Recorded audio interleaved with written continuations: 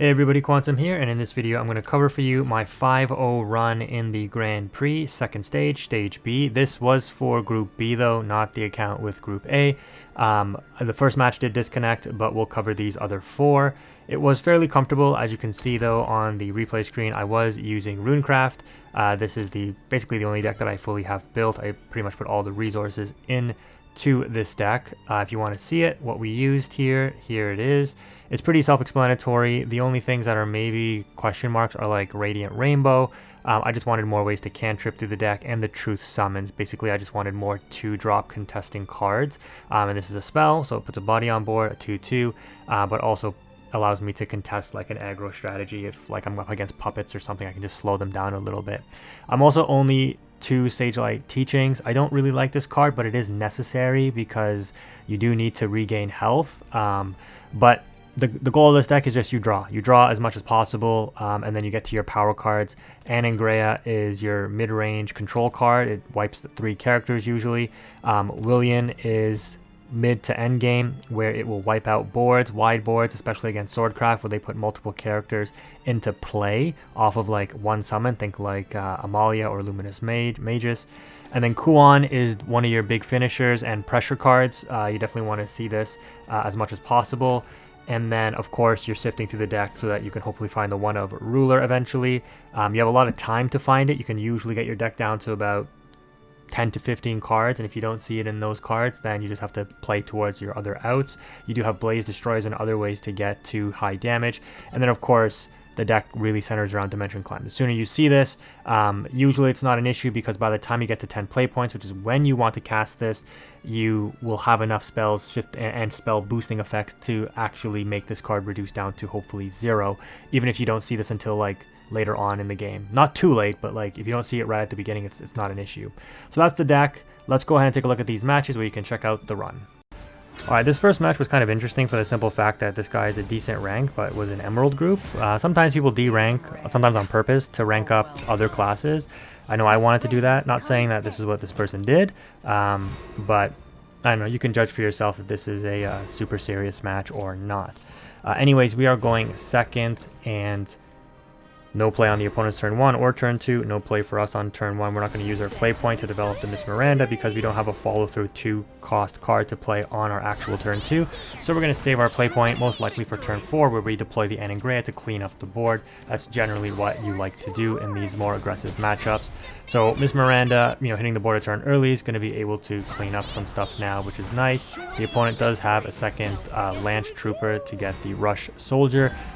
They end up with 2 characters on board by turn 4, and that's good for me because, like I mentioned, on turn 4, I'm going to use my play point here, which refreshes in 2 turns, get the Anangrea out, and summoning cleans up the 1/2 character that can give rush, and we don't even need to evolve because this 1/1 knight isn't doing anything. They do end up getting a knightly rendering for a steel-clad knight, and that's totally fine. We're going to go ahead and trigger a couple of Looking Smarts here so that we can ping off the board, and just, again, trying to empty out our hand so that we don't brick on our draws. We get a Shikigami. My hand is quite awkward, obviously, because I have triple Dimension Climb, and this is what I was talking about in the beginning of the video, where I said your hand can be a little clogged up sometimes, but again, if you navigate things correctly, it should be fine.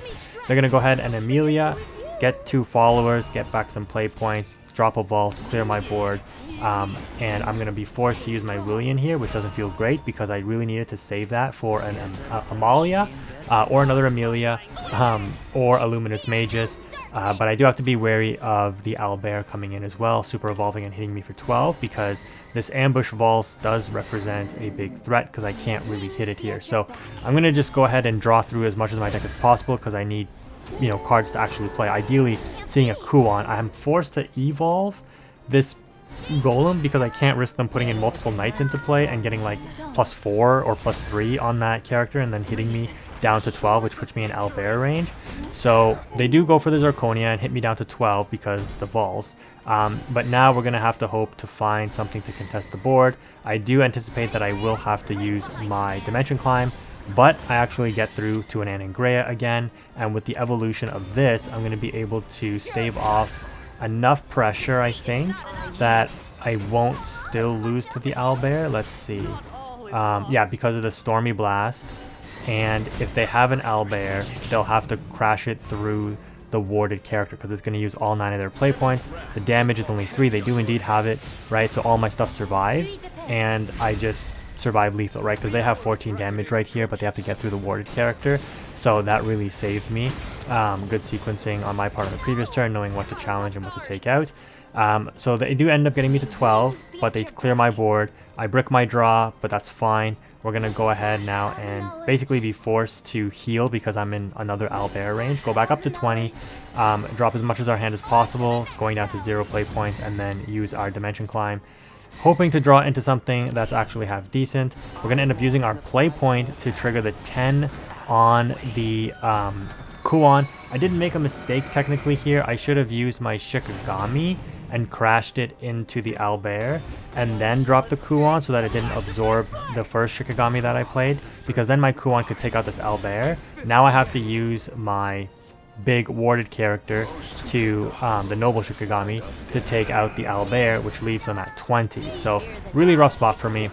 They do have the Rush Knight that has Bane to take out the big threat that I had, and then they dropped the Luminous Magus. Thankfully, the Dimension Climb saw us draw into yet another Willian here. We're going to go ahead and go wide on the board and drop the opponent to 6 since they couldn't answer our 2 big threats on the Kuon and the Blaze Destroyer on the previous turn. No sense in super evolving for extra damage in the previous turn. I might as well save it to clear boards here. I do have another Kuon in hand though, which will win me the game next turn if they end up going down to 1 or less of their ward characters. But they have to clear my board, right? Because, yeah, I mean, you can't just leave that board up expecting to have another Kuon. So the second Kuon comes in, and I do have my Super Evolve here, which is going to be able to give the Noble Shikigami Storm after it becomes a 10-10, and then just crash for the game. And that is, I guess, you know, it's not game 1 because the first player, like I said, quit, but that is the second game, and we're 2-0. Alright, next up we are going up against PortalCraft. Again, decent rank and Topaz, so a little bit better than the previous matchup here.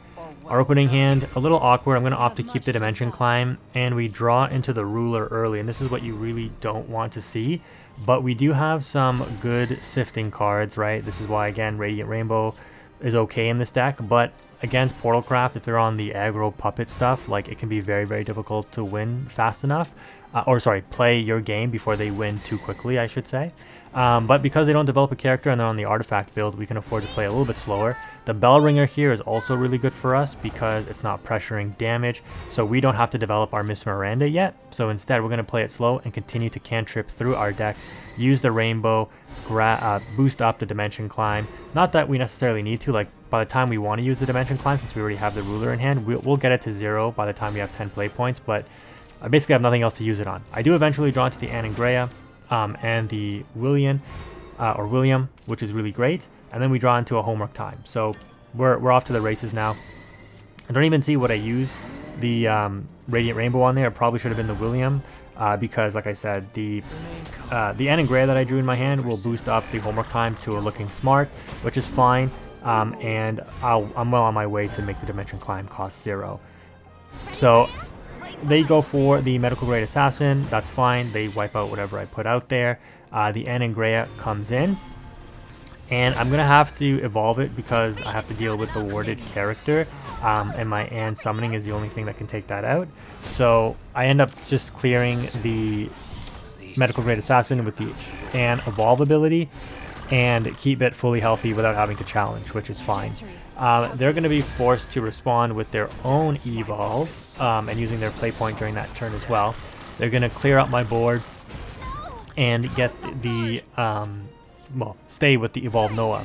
The Looking Smart here is going to ping the Noah down to 1. Unfortunately, not 0. And I'm going to be forced to evolve the Miss Miranda to take out the Noah here. Still no Kuon, and look at our hand. We don't really have anything too playable, right? Because the Blaze Destroyers aren't going to be live yet, and the Demonic Call isn't going to summon the Shikigami efficiently at like 5, or we need to get it to 0. They have another Medical Grade Assassin, and we're now 1 turn away from getting Orcust, so I'm forced to put out the Blaze Destroyer. I guess you could say I should have Looking Smart first technically, but it didn't really matter. I leave the medical grade assassin on the board. Oh no, so I didn't looking smart. I had to homework time draw, that's right. We brick our draw for turn, which is fine. I didn't care if the Blaze Destroyer got destroyed by like a puppet. They ended up using, I think, the bullet on it, which gets them 2 more artifacts, which is fine. We're gonna go ahead though and finally get our Kuon online and clear the board, attack directly for 4, put him down to 15, 4 from the direct attack, 1 from the Kuon, Super Evolve Challenge. They respond with Orcust. I look at the deck counts and I'm like, okay, well they have 27 cards in the deck still. I doubt they have back-to-back Orcust because this thing is gonna either clear my board or hit me for 8, but they have to deal with at least the Kuon, so I'm only gonna take at most, let's say 4. They end up clearing my board, dropping another enhanced puppet to deal 3 direct, putting me to 13. So now I'm going to opt to use 3 3-cost spells. Oh no, okay, I'm gonna heal and drop the William. Okay, that makes sense. Clear the Orcust. That's what you generally want to save your William for. Drop Blaze Destroyer, play the call because we have it's cost 0, so we just get free body on board. They're gonna go ahead and Sylvia, which isn't great. And yeah, for some reason they should have Sylvia the William. Why did they Sylvia the Shikigami? That's weird. Anyways, we get to turn 10 and we drop the ruler, and then we're gonna dimension climb. But we're not gonna have lethal for another turn or 2. The opponent still ends up conceding though. I would have probably dropped a double 6 damage thing, right? And then just put a ton of pressure on the board. So the opponent probably wasn't going to win anyways, but that was our match against Portalcraft. Alright, these next 2 are a little bit more serious. We're going up into a mirror match, going first into a Ruby, and I don't know if that's like A rank or whatever player here. Opening hand here looks pretty bad. We opt to keep Tidings, and our draws here aren't too great. The Blaze Destroyer is probably not what you want to see until you have like those multi-spell boosting effects like the Anangreas and the Kuon. They're going to start off though, I think with a Foresight. We didn't have anything. We're going to end up dropping the Earth Golem with the True Summons, which is great.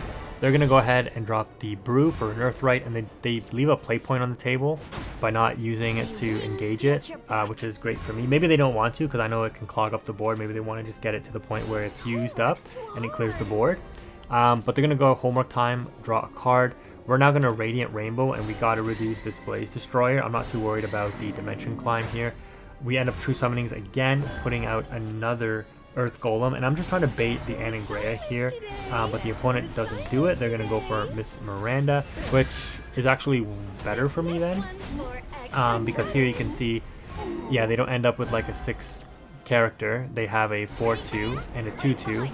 I guess it's not the worst, but you can see here like the Anangrea is just going to do way more have way more value as the board clear. So we're going to end up evolving Anangrea so that we can deal 3 damage to the already damaged Miss Miranda, and then use the summoning to take out the other Miranda. And this way it puts the opponent on, you still need to answer both of these cards because one is swinging for 6, and to get to it you have to take out the summoning unless you have a boosted up Storm, I think is what the name of the 1-cost spell that removes based on how many spells you've played. But yeah, they go quite heavy into an extension here to clear the board, and this 2 defense that this Blaze Destroyer has left is easily going to be taken out by this Looking Smart that I play for here, which is great. It's going to allow me to then follow up with my own stuff, and at this point I'm setting up for Ruler, right? I have Kuon for turn 7. I've got decent follow-up. They're going to end up dropping William, and my guess is evolving it, super evolving it, because they have to, because the Blaze Destroyer would be left on the field with 1 point of damage. But they also get the spell boost from it. So I'm going to go ahead and drop Kuon, and I feel great now because it's my 3 evos to their 1. But the game's not over yet. So we're going to super evolve the Kuon, of course, give the, I forget what this one's called, Celestial Shikigami Rush. And then we use this Paper Shikigami with the Kuon to take out the super evolved William. They're going to respond with their own Kuon, which is pretty good here. They've already used their extra play point though, so I don't have to worry about that for the rest of the game. They're not going to hit Ruler into Dimension Climb the turn before me now, which is great. They do end up clearing my board and putting out another Shikigami to take out my Shikigami and attack me directly, which, you know, gets me back down to 14 here. They're at 11 though, so we're a little bit ahead. Now we can deploy our second Anagram. There were a couple of different lines I could have gone for here. And it took me a little while to think, to the point where I was almost running out of time and I just had to like make plays. So what I do here, I didn't even look back at it to see if it was optimal. I just play out as much as I can before the timer runs out, which I guess was, yeah, just that one spell. They're looking smart, I think. But regardless, we end with, again, an Anagrea and a summoning on the board. So they're going to deploy as much of their hand as possible and also go for the Dimension Climb. But they did not Ruler. Obviously, they don't have 10 play points. So what exactly did they get? Nothing that looks super significant, honestly. They've got 4 cards left. They're going to go ahead Foresight. Okay, that's all 3 of their Foresights now. And their board looks pretty decent. We draw a dead draw and another Dimension Climb here. But we do have a plan because, yeah, we're going to be forced to drop the William here. Hits for 19, which is crazy. And then just pass turn and see what his response is. The Earth Sigils, again, not enough to take out the William with the 1 strength left or 1 defense left. But the Ant Summoning does trade out into it, which is fine. We're going to go ahead and Ruler into Dimension Climb now, though. With the opponent back up to 15, it'll be a little challenging, but we should be okay. I'm going to go ahead and summon the Storm Silent Rider and Super Evolve it. And I think, no, the opponent doesn't give up in this one yet. We put him down to 2, and then we storm away their only character. I drop a Servant. I fully expect the opponent has a William here, but I do have the follow-through play to deal 6 damage with the Purgatory Demon. But they have their own Kuon here. They have no Super Evolves though to give it Storm, and they realize that they can't win, so they just end up quitting the match. And with that, we are now 3-0. Alright, this is the final match. I misspoke in the last matchup. That was actually match number 4 because I didn't show match 1 as the opponent disconnected. So this is the final one. Either we go 5-0 or 4-5 or 4-1, sorry. Doesn't matter though because we already qualified. The rewards I did get though for going 5-0 was a premium Fildao, a 750 rupees, and something else. I forget what else. Oh yeah, a card pack, which is meaningless, but whatever. Turn 1, turn 2, okay, not too much going on here. They end up developing the Ruby. We're going to go ahead and put our own challenging character on board in the Miranda. And they deploy Heaven's Envoy, and that's really good for me. This is a card that doesn't really do much in this matchup. I have played this card in Portalcraft before. The Apollo is very, very good. But in this particular matchup, it's really good for me because it doesn't really do much. The opponent clearly realizes that. They end up drawing their 2 copies if they play 2 or more. And that's, again, just really slow, really good for me because it's very slow for them. So we're going to drop another Miranda. And just because I don't want to go to 15, risk an evolve, and it can survive and challenge through, I'm just going to go ahead and evolve first, clear both of them, and then just pass turn.